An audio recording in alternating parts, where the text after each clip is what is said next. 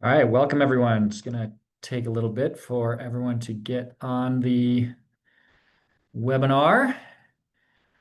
Hope everybody's having a great summer. Now officially summer. It's been very hot here in Colorado. Derek, how are things in Maine? Actually, really hot today. I think it's a heat index of like 107, which is pretty unheard of here. So, hot day. Nice. Yeah. Actually, we got a little reprieve. Today and yesterday were not as bad, but over the weekend. So, just as people are still joining, this webinar on our Monte Carlo simulations, good predictors of retirement outcomes, is available for CE. So please make sure you're sticking around for at least 50 minutes in order to get your CE. There'll be a questionnaire at the end after you log off to give us your CFP number. If you need evidence of attending for any other CE, just let us know for any other program. Let's see if we're had lots and lots of signups today, so I want to make sure everybody can get in here.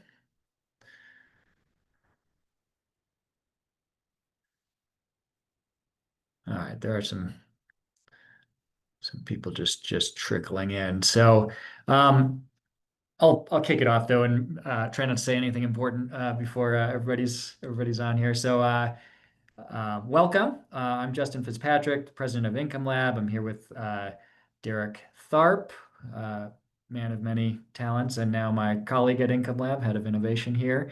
And we'll be presenting on some research that we did jointly a couple of years ago, but it was one of our most popular webinars in 2023. So thought it was worth reprising that and making sure that this was available to everybody. Um, and it really is I like this topic because it really reminds us that what we do in financial planning is not just a theoretical thing. You know, we can talk a lot about the models we use and the math and, try to prove things as if things could be a mathematical proof. But in the end, what we're doing is actually providing real advice to real people who will live real lives. And it's worth asking as we're doing that basically how good of a job the different tools that we use are at providing good advice and outcomes for clients. So I wanted to start out sort of thinking about what do we mean by a forecast in financial planning, because that's what this is really going to be about is we're making these forecasts, we're making advice that's based on forecasts, I guess is maybe a better way to put it.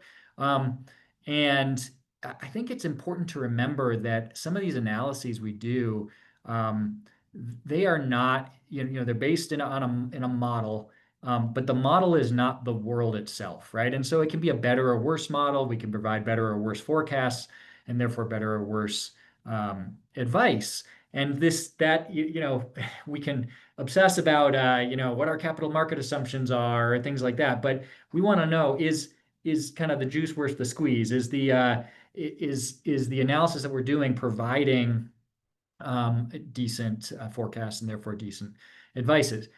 So for those of you who are less familiar with financial planning tools and software and so on, some baseline discussion about what we mean by a forecast. So I'm going to focus, and we'll focus today primarily on um, forecasts and advice made using what I'll call simulation analysis. And the way that we do that is, we look at the world. We have a client that we're working with. They have some resources. They have some expectations about their lifetime. They have and all of that. But on top of that, we know that their future could end up in a lot of ways. They could have good or bad returns. They could have good or bad, high or low inflation, any mix of those. They could live a long time. They could die early. There's probabilities associated with that. And so a simulation analysis says, well, heck, let's just look at all sorts of ways the future could work and run this household through all of those, futures and see how the plan turns out. Does it turn out, things go great, things go poorly, and so on. So that's what a simulation analysis is. And the most commonly run across one of those is what's called Monte Carlo analysis, which is doing those simulations using randomized, or sometimes people will use the word stochastic. I guess if you use Greek, it sounds smarter, but it just means random. Or historical scenarios. And all of that, is going to be covered in this webinar. Different types of Monte Carlo analysis and historical analysis. And then the most common way, although not the one that we embrace at Income Lab, but the most common way to measure the outcomes of these analyses or to provide a forecast is to use something called probability of success, which just says, okay, I did a bunch of scenarios in this simulation. How many of them turned out well, right? How many of them, quote unquote, succeeded compared to the total number that I did? So if I did 1,000 and 800, quote unquote, succeeded, I'd have an 80% probability of success. We've talked a lot on other webinars about why probability of success is a really bad measure for use with clients, for retirement planning. And so a lot of you who've heard those things might think, why on a webinar but Income Lab and with Justin talking about probability of success? The reason is I want to make this accessible to people who have worked in that framework before. So big caveat, there are lots of problems with using probability of success, but you will see it in this webinar because so much of forecasting has depended on probability of success. So what we want to ask is, are those forecasts good, or how good are they? So what would a good forecast look like? Well, good forecasts would say if you had a high probability of success, those should correspond to plans that in fact had lower risk and resulted in experiences that weren't bad. Might be the best way to put it. I said better experiences, but probably a better way to put it would be high success forecasts would be ones that don't result in quote unquote failure. In the real world, for those of you wondering why I'm so down on probability of success, in the real world, people don't typically run out of money. They don't, just keep following a plan blindly.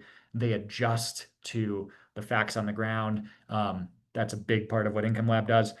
So what we might say is a high success forecast is one where you probably don't experience as many pay cuts, or you end up with a better income experience and hitting your goals.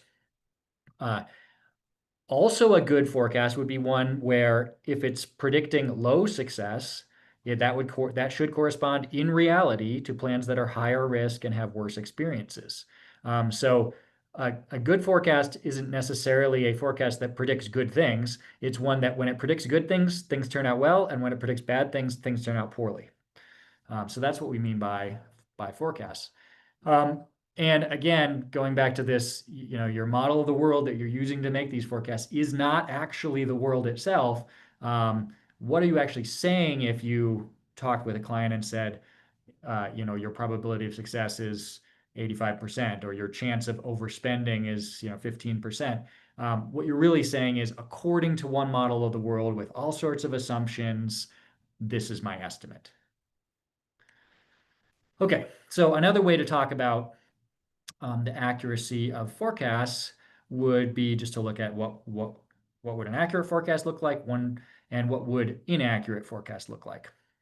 So let's say, for example, take the middle here. If over and over again you were providing plans that said they had an 80% probability of success. So again, back to this simulation analysis. If you're doing, let's call it 1,000 scenarios, and 800 of them were succeeding, if you did that over and over again over many, many years, decades, and roughly 80% of those did actually succeed, that would be an accurate forecast. If, on the other hand, You did lots and lots of plans, predicted over and over again, an 80% probability of success. But those plans, the ones that you thought had an 80% probability of success, actually only 40% of them succeeded. That would be underestimating risk.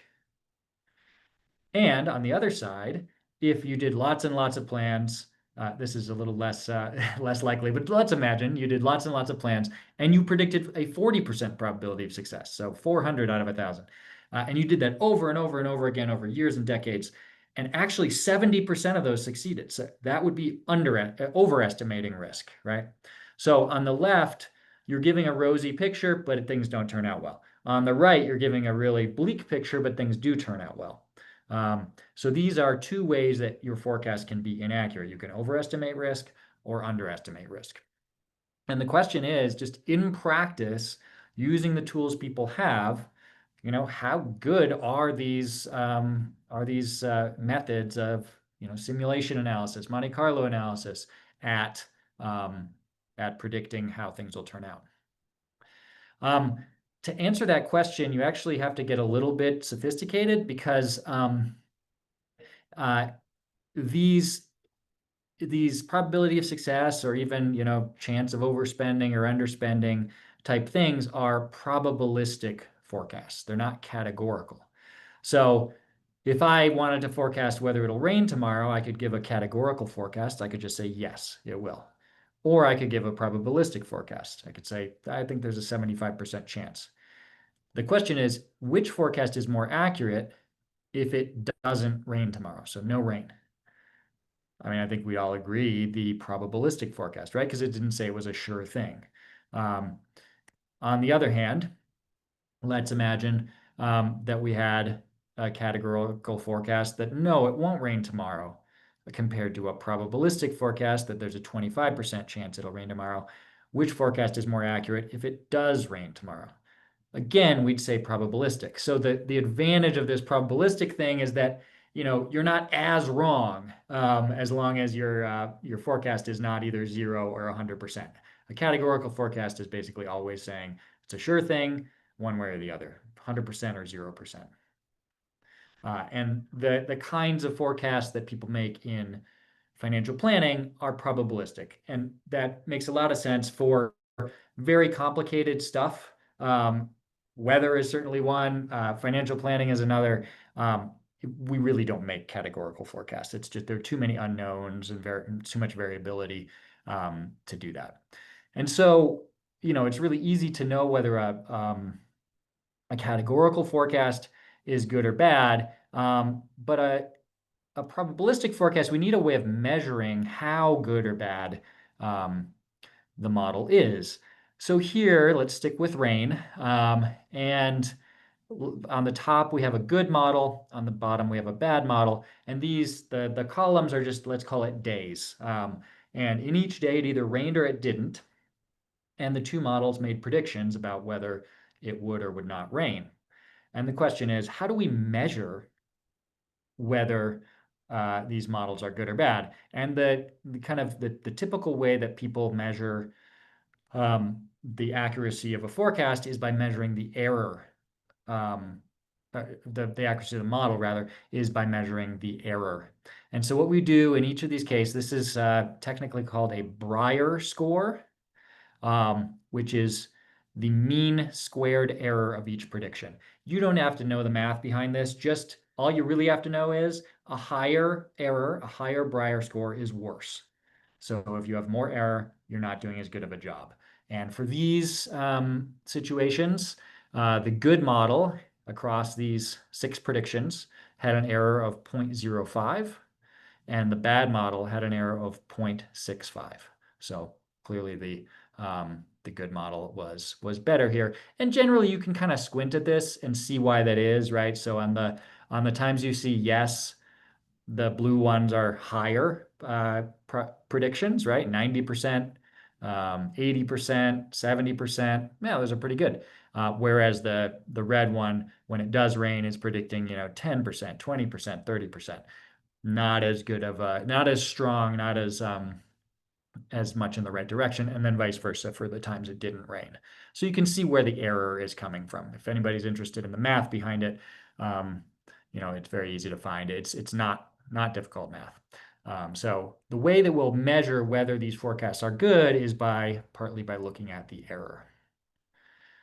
Um, However, there's another way to look at the accuracy of forecasts, and that's by looking at how well the forecast models are what we could call calibrated. So you might have a model that's really good at predicting um, when it's going to rain, but not as good about predicting when it won't rain, right? So that would be calibrating. Maybe it's good at all of them. And the way we could look at it is if, in the case of rain again, if it was perfectly calibrated, the results would be in a diagonal line, right? So when there's a 10% chance of rain, it would predict 10%, and so on. 90%, 90. And of course, that's very rare, very hard to actually get a model that is that perfectly calibrated. And so it's useful to look at the calibration and say, okay, was it above or below that perfect calibration line? And where is it above and below? So in this case, if it's above, it's predicting more rain than actually happens. Okay, so that's the green line. Um, so it's predicting more risk, more bad stuff than actually happens, right? Um, it's under what would you say? Under promising, over delivering. And on the other hand, below the line, the red line here has a dry bias, so it's predicting no rain uh, in a lot of cases where there actually is rain. So it's not doing as good of a job predicting the risks. It's kind of giving you an overly rosy picture of the world, assuming you don't like rain, uh, which I prefer sun.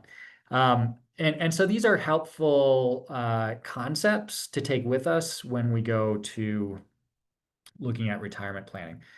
Now, what I'm showing here is, let's say two models, the green one and the red one that has a wet bias everywhere, one that has a dry bias everywhere. In fact, you could have models where they have a wet bias at low chances of rain, but a dry bias at high chances of rain. They could flip all over the place. They could get higher, closer or farther away from the perfect calibration line, and that's normal for models. So it's not only are we unlikely to see a perfectly calibrated model, we're also not all that likely to see, although you will see some here, models that are just always the same amount of wet or dry bias. So to kind of recap this part of the webinar, when we're trying to figure out if our predictions, our forecasts are good or not, we want to look at two things. We want to look at the error, which is just an overall measure of how well the model does. And in order to do this, you got to look at lots and lots of forecasts, right? And then another way to look at it is to say, okay, what kinds of forecasts is this model particularly good or bad at? And when it's good or bad, is it leaning toward over predicting risk or toward under predicting risk? So we'll call over predicting risk wet bias and under predicting risk dry bias. Okay, and so we're taking that kind of with us, right? So we've said, all right, when we're doing financial planning, we're making forecasts, and then we use those to kind of inform the sort of advice that we want to give people. We now know how to measure whether these models have what kind of errors they have and what kind of calibration they have, where they're good, where they're bad, how much wet or dry bias they have, and so on. So now we want to test some models that are really used out there in the world by financial advisors, talking with real clients, and sort of see what we can learn from them. The models that we tested were traditional Monte Carlo, reduced capital market assumption Monte Carlo, regime-based Monte Carlo, and historical analysis. Um, there are kind of the first three are one group, and then the last one is different. So let's start out just by saying there's Monte Carlo approaches and there's historical. For historical, what we did is we used actual historical return and inflation sequences, meaning the actual returns. We used monthly returns for this, and the actual inflation, monthly inflation. And the actual sequence of those. So we didn't, take all the months in history and put them in a bag and shake them up and draw them out. We actually kept them um, in order to do historical analysis. So the nice thing about historical analysis is you kind of get for free all of the crazy stuff that happens between how different asset classes interact and how they interact with inflation and so on, just using the actual things that have happened. Um, so that's what historical analysis is. And we'll talk in a second about exactly how we did this. And then on the Monte Carlo side, that's the randomized side, the stochastic side. Um, we have three different models, and these are probably more commonly used. It's not all that common other than Income Lab. I'm not actually aware of a lot of other tools that have historical analysis. Traditional Monte Carlo is by far the most common. And for this, there's one set of capital market assumptions, which is basically saying, hey, here's what I think the average return of an asset class will be in the future, and maybe the variation of those returns. And it's one set through an entire plan. So if your plan is 20, 30, 40, 50 years, it's using the same assumptions throughout that entire period. This is the most common way to go. Of course, though, you could have all sorts of different sources for your capital market assumptions. We did not test different sources for capital market assumptions. In order to do that, we would have had to have a very long history of what those capital market assumptions were, and we did not have that available to us. So instead, we used a very basic approach, which is we said, let's assume that the traditional capital market assumption someone would have used would have been the average returns and standard deviation of each asset class for the preceding 30 years. At each point in time, it's the last 30 years that's being used.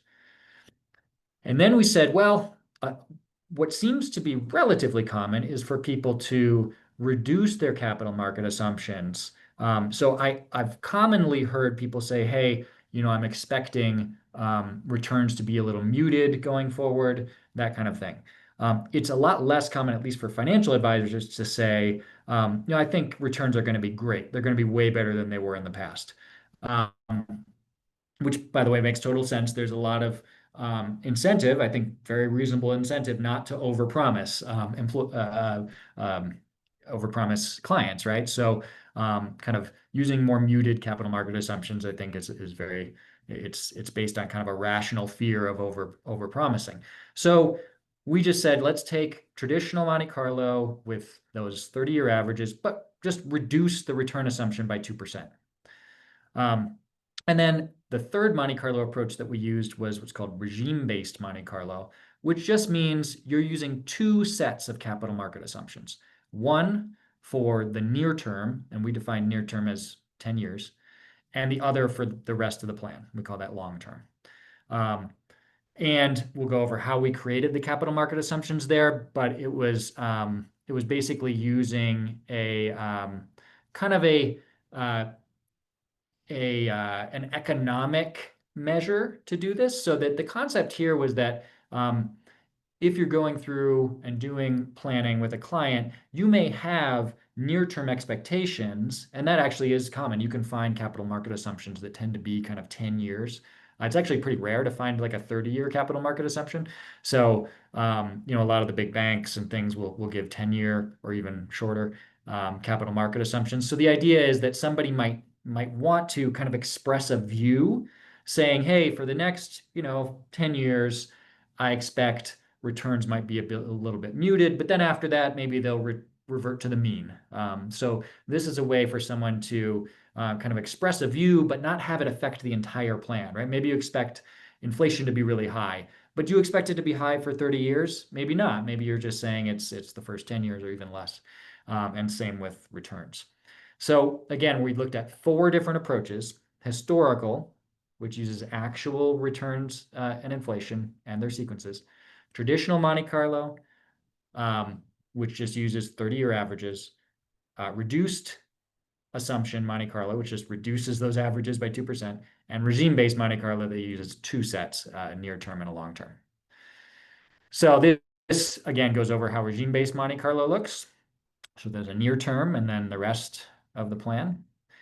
And let's just go through how we did this. So um, we at each point in time, we we look back in time, right? And we use so let's say we're looking at June 1960.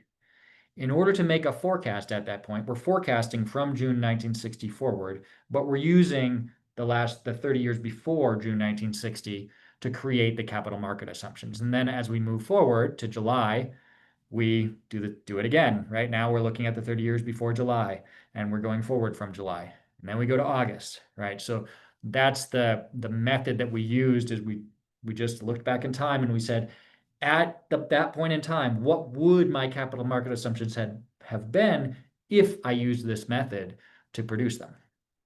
For regime-based Monte Carlo, we did the same thing, except that at each point in time, we looked at all of history and used an economic filter. In this case, we used CAPE, which is the cyclically adjusted price to earnings ratio. For those of you who are not familiar with this, this was a really kind of a big, I don't know when this first came out, maybe the 90s.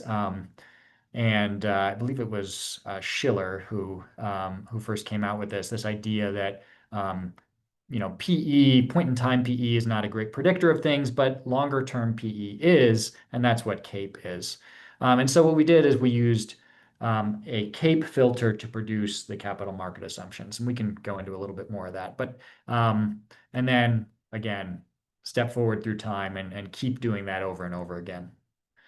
And then for historical, same thing, except that we're using all of history, all of the history that's available at each point in time. So there's the crucial thing to note here is there's no foreknowledge, right? So at each historical point in time in this test, we're not looking forward. We're not giving the models knowledge of the future. It would be really easy to get things right if you did that. But so we're being, really scrupulous about making sure that there's no kind of looking at the past. Okay, so with all of that very wordy setup, let's go over to Derek to go over, what the actual findings were. Yeah, so thanks for setting that up, Justin. And like Justin said, the idea here, we really wanted to see how do these different models compare, and if we kind of do a fair at a point in time, which one is going to perform best at actually predicting going forward. And as we mentioned before, the Breyer score is a good estimate of risk, or sorry, of error. So it's looking at that error that the model kind of got wrong. And so if we start there evaluating, again, for each of these models, each point in time from 1951, 2002, we look at that, and then we look at probability of success levels across kind of a whole spectrum. So 200 different withdrawal plans using that 60/40 portfolio. Here we're going to see the traditional Monte Carlo and reduced Monte Carlo had the Breyer scores of 0.16 and 0.18, whereas the regime-based Monte Carlo and the historical simulation were both lower, 0.12, 0.13, so about 25% lower error for these models. So that they, again, if we're trying to say, did these models do a good job of predicting reality based off of the error from the Breyer score, we would say that the regime-based Monte Carlo and the historical simulation actually did better than traditional Monte Carlo and the reduced Monte Carlo. Now, this doesn't exactly answer the question, though, of, okay, well, where did the error happen? Kind of were there any systematic biases in these different methodologies? So for that, we can really take a look at, okay, well, how were these calibrated? So now we're going back to that chart where we had kind of the wet bias, the dry bias that Justin had mentioned before. And this gives us a nice view kind of across all different probability of success levels, how these models performed. right? So if you're looking across the x-axis horizontally on the screen, what that's telling you is if we look at a given point on the chart here, say 50% probability of success, we can see how each of the respective models actually what actual success scores were. So the model was saying 50% probability of success, but what percentage of the time was somebody actually successful? And again, just kind of visually using this 50% here, we can see that regime-based and the tradition, sorry, the colors here, the regime-based, no, that's our traditional Monte Carlo and the reduced. Sorry, Justin, I apologize. I can't see the colors on this chart. The So I blue and the red. think if you go to 50 here, I think there's oh, that one colors at 50. Well, we'll go to 50, we'll go to 55, which is about where Okay. that, so I covered up, basically the idea being very few people would produce plans for someone that had a 55% probability of success or lower. So, I mean, the left is interesting for sure, but looking more at the upper range, I think that is red and blue, which are historical and traditional Monte Carlo. So those are really close at 55, and then regime-based and reduced Monte Carlo, reduced CMA Monte Carlo are higher. So, for example, so it predicted a 55% probability of success, but you actually saw for green regime based like a 61, call it, right? So Yep. 55 to 61. So wet bias. Things turned out better than expected. Yep. Yep. Thanks for the assist there, Justin. I just having a hard time seeing the colors at the Yeah, bottom of the scale there, but yeah, so that's just one point in time. Most advisors don't actually use 55%, right, as a target. That's why we kind of grayed out the left-hand side of the screen here because most of these lower probability of success advisors aren't even using those to begin with. But what gets really interesting is once we kind of focus up into this area where I think advisors are typically using those, and now we look and we see contrary perhaps to what I think a lot of people think of traditional Monte Carlo. A lot of people think of, okay, well, we're running this wider set of scenarios, so we're actually kind of measuring something that's getting we're overstating the risk perhaps of what we're doing. But in this case, we actually saw that this was in that dry bias sort of zone, which would mean that it's predicting, right? So if we go to 90, and I'm just going to eyeball these, but if we go to 90% probability of success, if somebody was planning to that initially with the traditional Monte Carlo simulation, they were actually getting something maybe closer to 70% of the time that somebody actually got through retirement and didn't need to reduce, right? So that is actually understating the risk. Whereas we go on the other side, we do see the blue and the yellow, right? Those performed pretty well. So they're looking at the historical and the reduced Monte Carlo, at least in that later zone, were pretty spot on. And then the regime based in the green, right? That one was actually understating or sorry, overstating the risk in kind of that wet bias zone. And I think if we just bring up the additional cap. Yeah, this gives us a little bit more kind of narrative again, looking at this. So let's look at the traditional Monte Carlo one first. So if we set 100 people off on retirement, right, and we dialed in our traditional Monte Carlo tool, we got a plan set in 85% probability of success level. Only 73 of those would have actually succeeded, whereas 27 of those people would have had to decrease their spending. So here we were underestimating the risk. We go on the flip side for the regime-based Monte Carlo, right? If same 100 people, we start with an 85% probability of success, but 91 of those would have in fact succeeded and had a successful retirement. So again, we're the regime-based Monte Carlo in particular, overstating the risk with the analysis method we're using.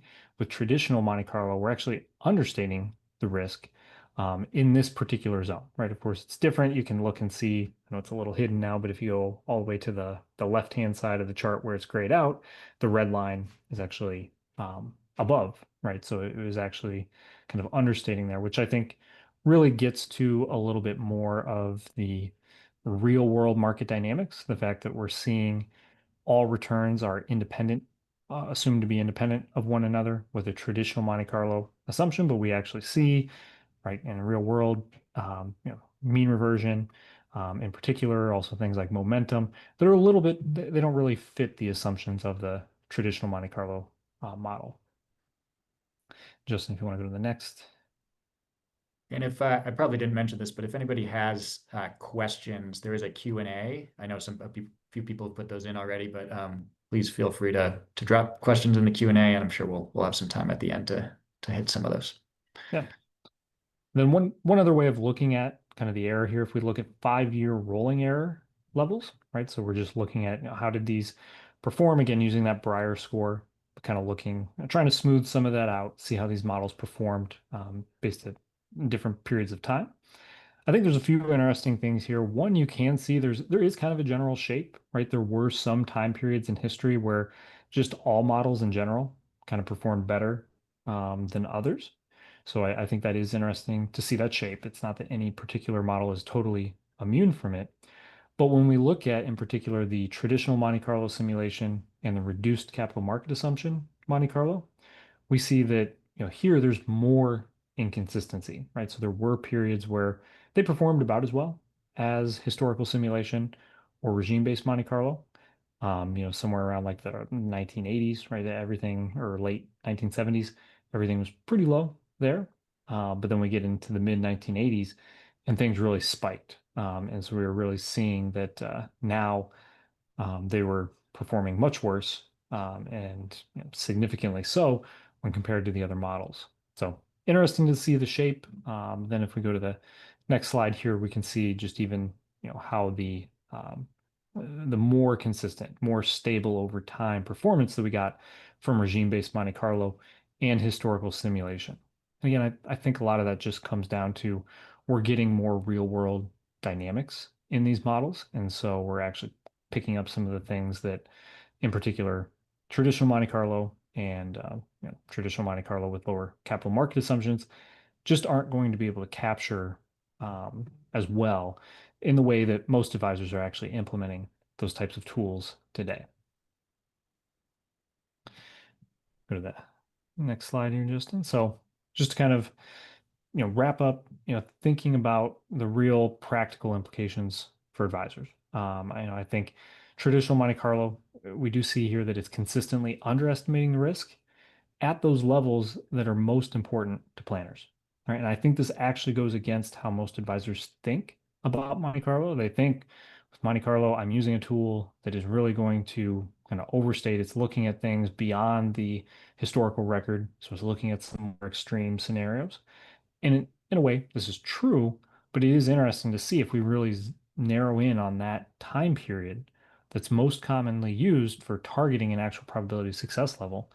In those cases, it was actually understating the risk. So it was telling people, go ahead, spend at a level with 90% confidence when only, say, 70% of those people were actually making it through retirement.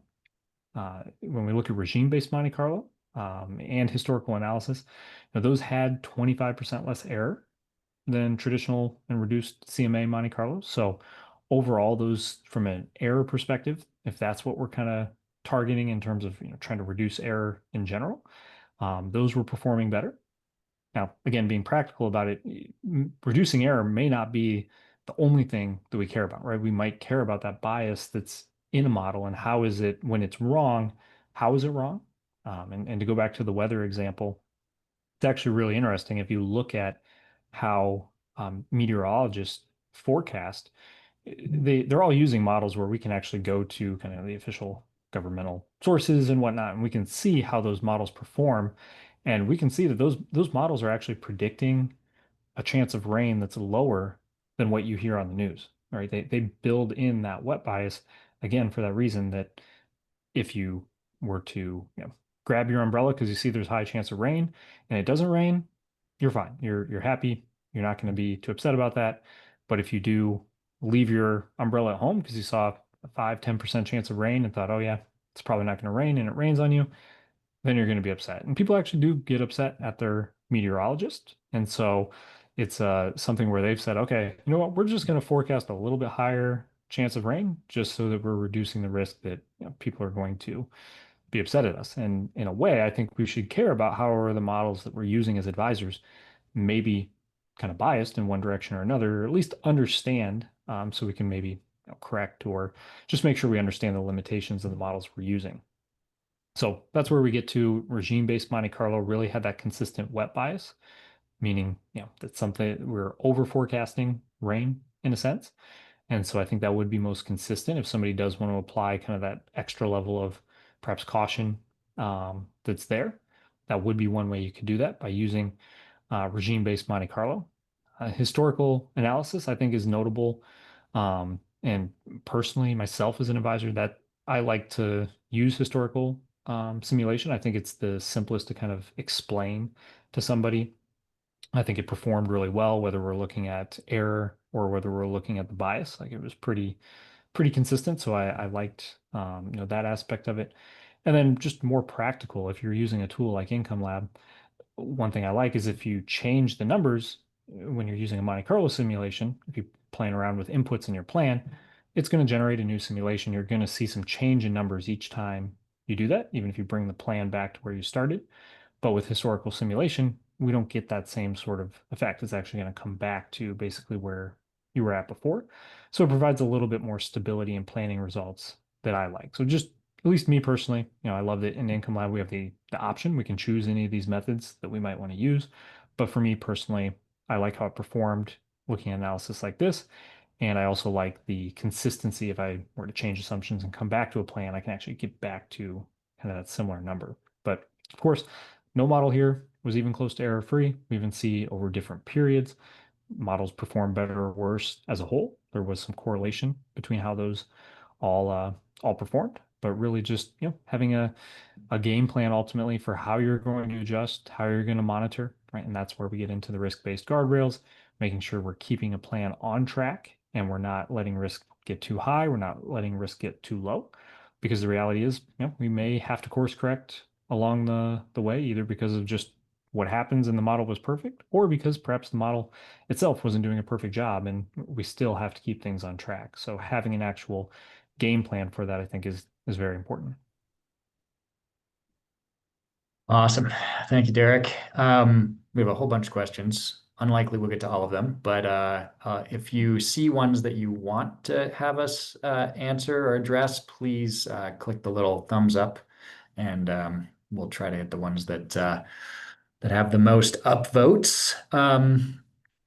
So the first question, the one I see with 5 upvotes, I think eMoney uses forward-looking market assumptions. Thoughts on this? So this is a really good. I mean, I don't know anything about how eMoney gets their default assumptions. Presumably, you can change the assumptions there. But this is a really interesting question about. I'm assuming by forward-looking, you mean there's a committee that is actually producing forward-looking predictions about average returns for different asset classes, as opposed to what we did here, which was looking at 30-year averages. So those are still forward-looking. Any assumptions that you use in your planning software is forward-looking. The question is, how are you getting to them? Are you getting to them through some kind of a straightforward, definable process, like I'm going to take the last 30 years and take the average, or are you using maybe a committee with a more complex way of doing it? I mean, the fact is, people who are doing those forward-looking assumptions are also looking at history. I mean, they get their assumptions based on context around history. Derek, are you aware of research? I suspect it would be more on did the returns end up this way?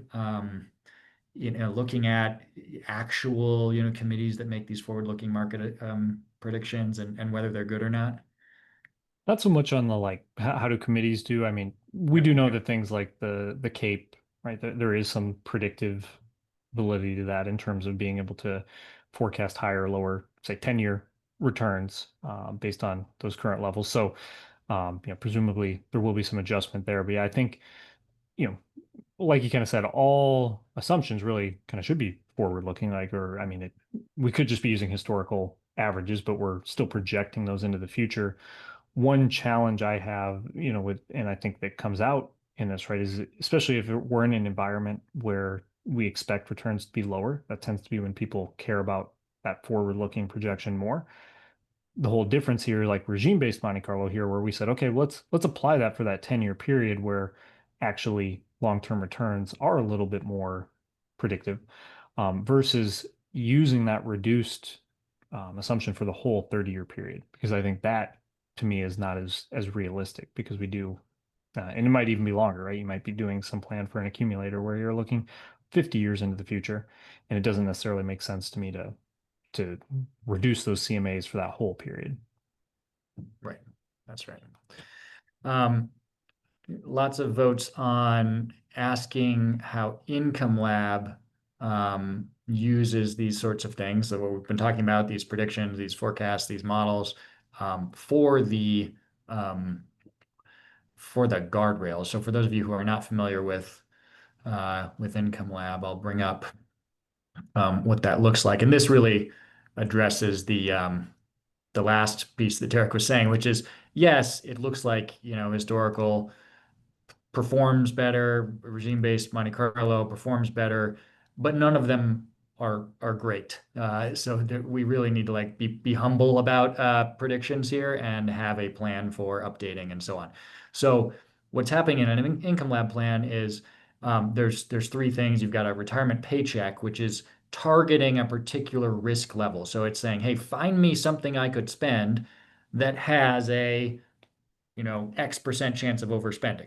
Um, and typically this is anywhere from a 1% chance of overspending to 40% chance of overspending. So not most of the time people are not choosing to have plans that are predicted to overspend. That's like by definition not something you typically want to give to a client. And the question was, how are you getting to the guardrail numbers here? And it's also using the same model, whatever model you're using, whether it's historical, regime-based, traditional Monte Carlo, it's using the same model to figure out um, at what point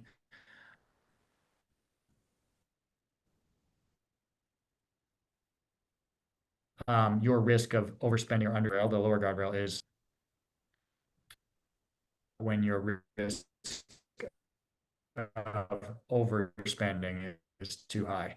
And I don't know if I have a bad connection. So Yeah, I think you might be breaking up a little bit there, Justin, but kind of as you were saying, right, you have the different guardrail settings and it's telling you, where the risk has gotten too high or where the risk is too low.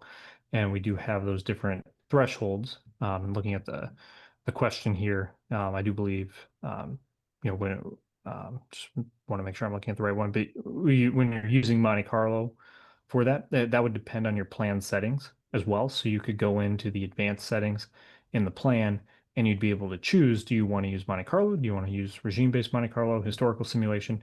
You have that control in the advanced settings of the plan to choose what your analytical method is. yeah. All right, let me go back to the slides here um,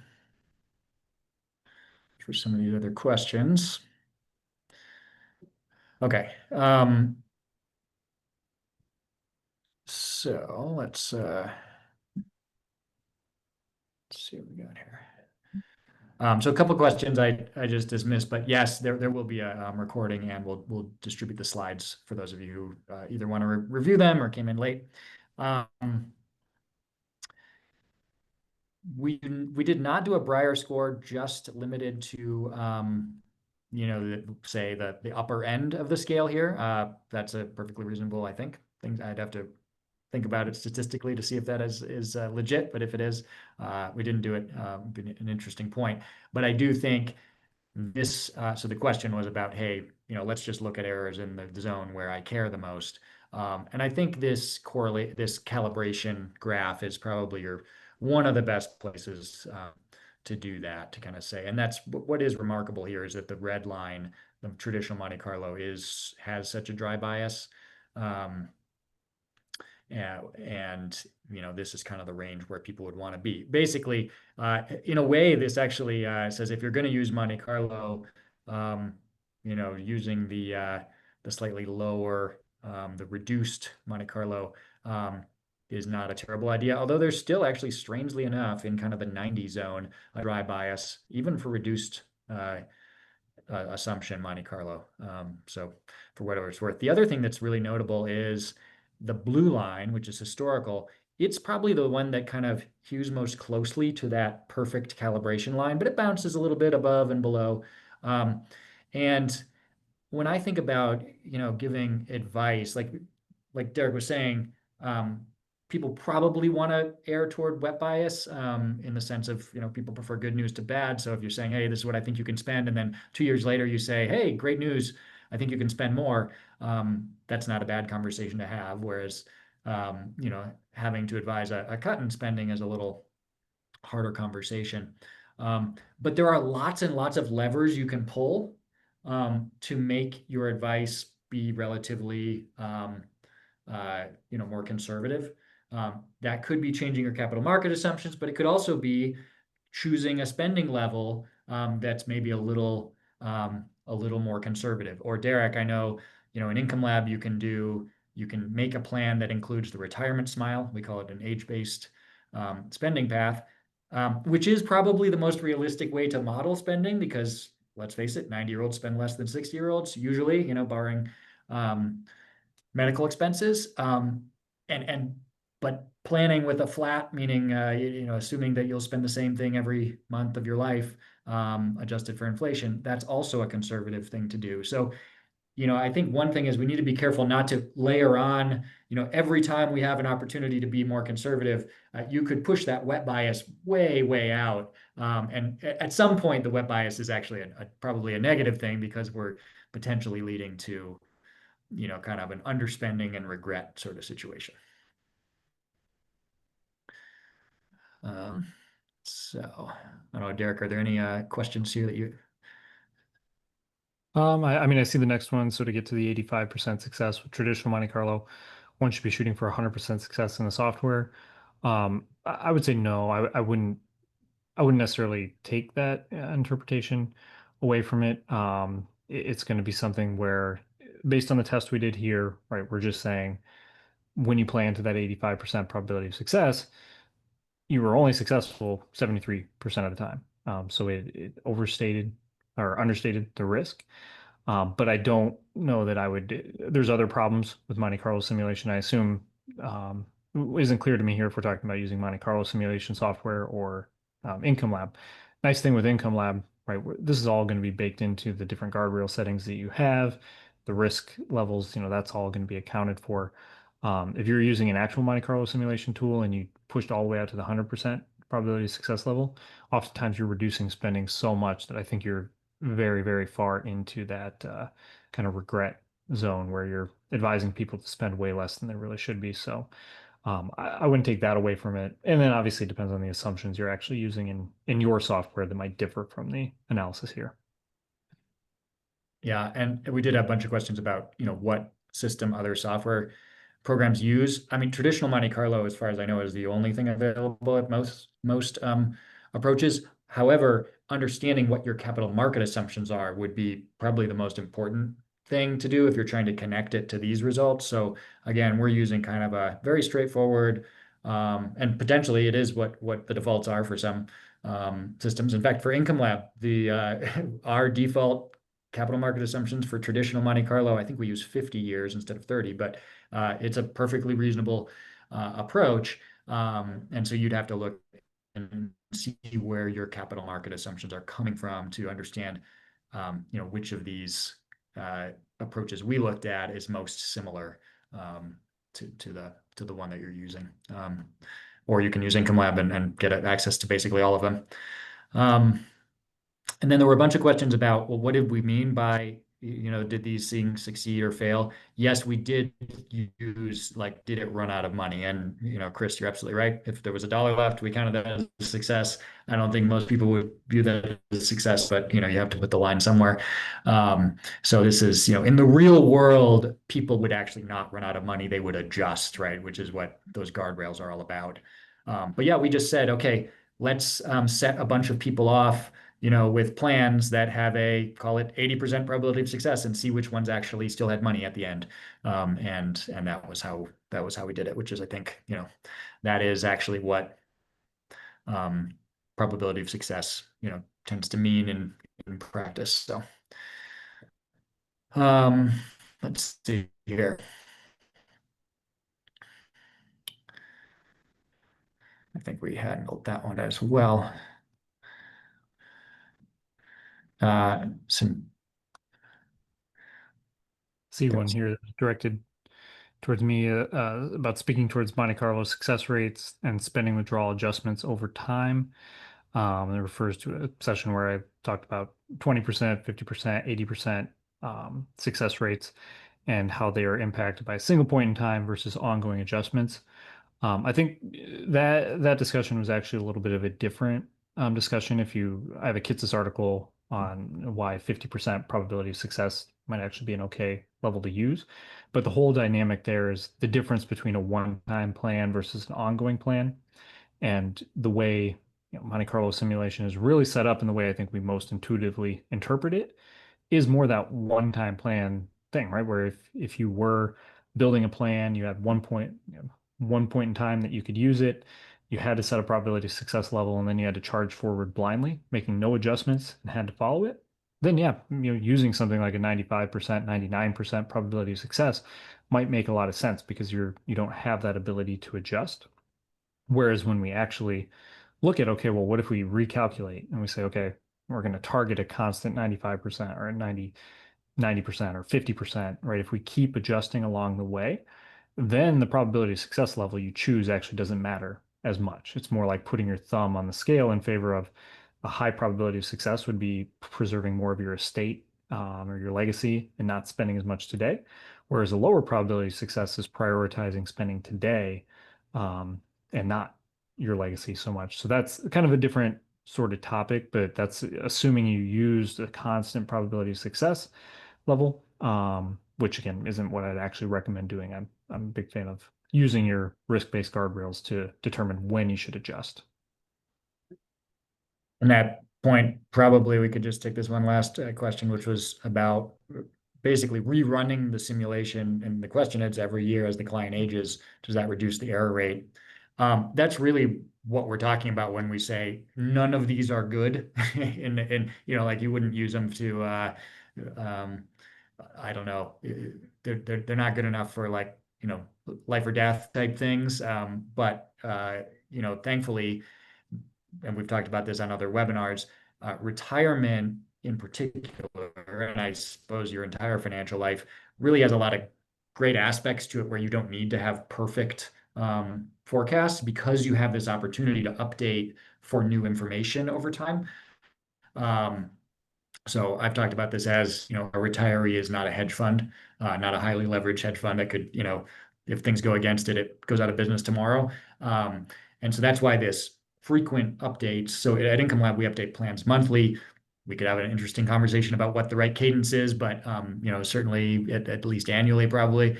Um, does that reduce the error rate? What I would say is it produces a better match to what people want, which is help me use my resources to live the best life I can. And so if you do the, like, let's set you off on your journey, here's your plan, never look at it again, never rerun this analysis, that's not going to optimize for using your resources very well. Whereas if you're updating for everything that you now know, you've gotten older, you've seen returns, you've seen inflation, you've actually spent or not spent. Maybe you've had more income um, than you thought, or less.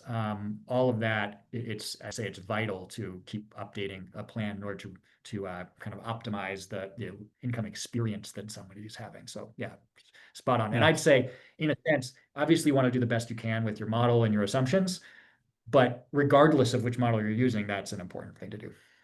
And just to tack onto that real quick, Justin, I mean, I think that point you made about updating based on the best information we know, I mean, that's the ongoing model of service that I think most advisors are generally working with their clients in. And that's what our clients really want us to help them, is be that guide and get through retirement successfully for them. So to me, that's absolutely the way to go. That's right. Okay, with that, as I said, you'll have an opportunity to put in your CFP number at the end of this, and we will be distributing, I believe, slides and video of this. So thank you everybody for joining us. Thank you, Derek, and we will see you next time.